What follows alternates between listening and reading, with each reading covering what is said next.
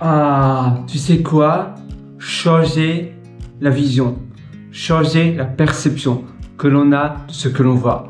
Par exemple, c'est comme si tu mettais des lunettes différentes et que tu voyais, sous un angle différent, sous des lunettes différentes.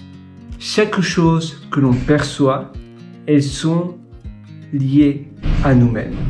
Elles sont liées à notre personnalité, surtout à notre éducation, aux expériences vécues dans notre passé. En effet, les événements que l'on perçoit, les choses que l'on voit devant nous, on va réagir d'une manière différente parce qu'on a tous des valeurs qui sont un peu différentes et parfois quelque chose de choquant pour l'un ne va pas être choquant pour l'autre. La même chose avec quelque chose qui peut être ennuyant pour une personne.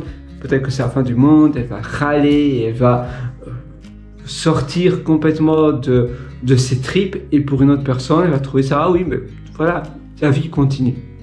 Et on peut tous changer également. Et c'est vrai qu'il y a certaines perceptions de la vie qui nous freinent dans ce que nous veut faire, dans notre succès, dans notre journey pour être une meilleure version de soi-même. Et ces freins, parfois ça peut être un boulet qu'on doit se trimballer avec.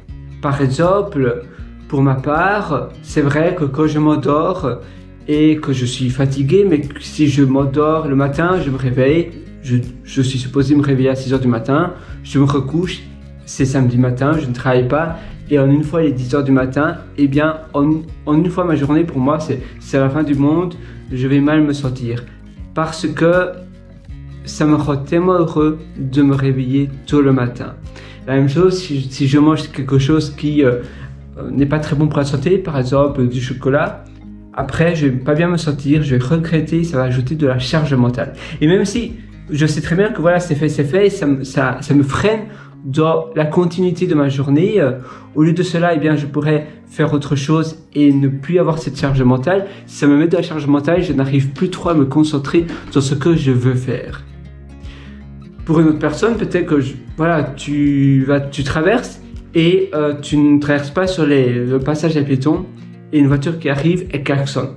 Une personne va trouver ça, la personne est agressive et directement la personne qui est en train de traverser et où il y a une voiture qui klaxonne, tu vas te dire, oula, je me sens agressé, je n'aime pas ça. Et pour une autre personne, elle va tout simplement trouver ça génial parce que la personne est en train de sauver sa vie, c'est simplement pour son bien.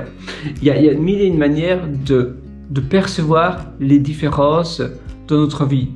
Et c'est vrai que quand, par exemple, tu vas dans un restaurant, et le serveur n'est pas très gentil avec toi, soit tu veux dire, il n'aime pas trop son taf, mais peut-être que je vais lui dire un compliment et en une fois il va sourire, il va montrer une autre façade de lui.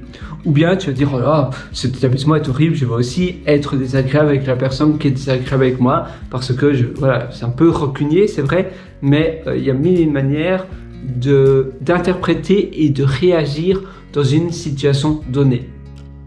Et en même temps, soit ça va pour ton succès, pour la chose que toi tu veux faire dans ta vie. Pour ma part, maintenant j'ai un SaaS, c'est un SaaS pour les freelances et je sais que j'adore coder, j'adore résoudre des problèmes, je suis très technique et je ne passe pas suffisamment de temps soit à recruter, soit je ne passe pas suffisamment de temps dans le marketing. Et c'est un frein.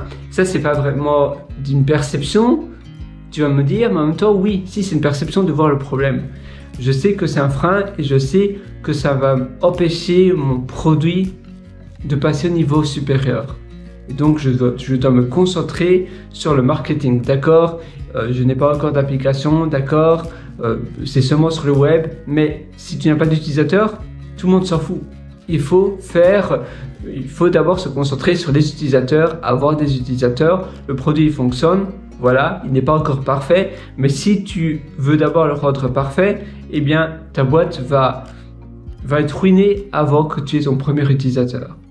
Il y a toujours des choses qu'il faut prioriser dans la vie et c'est vrai que ça peut être plus fort que toi, tu veux absolument être plus dans la technique, tu es peut-être perfectionniste, mais parfois il y a un moment où il faut se dire non, qu'est-ce que je peux faire maintenant pour résoudre le problème obvious. L'utilisateur, c'est dire pas de retrait,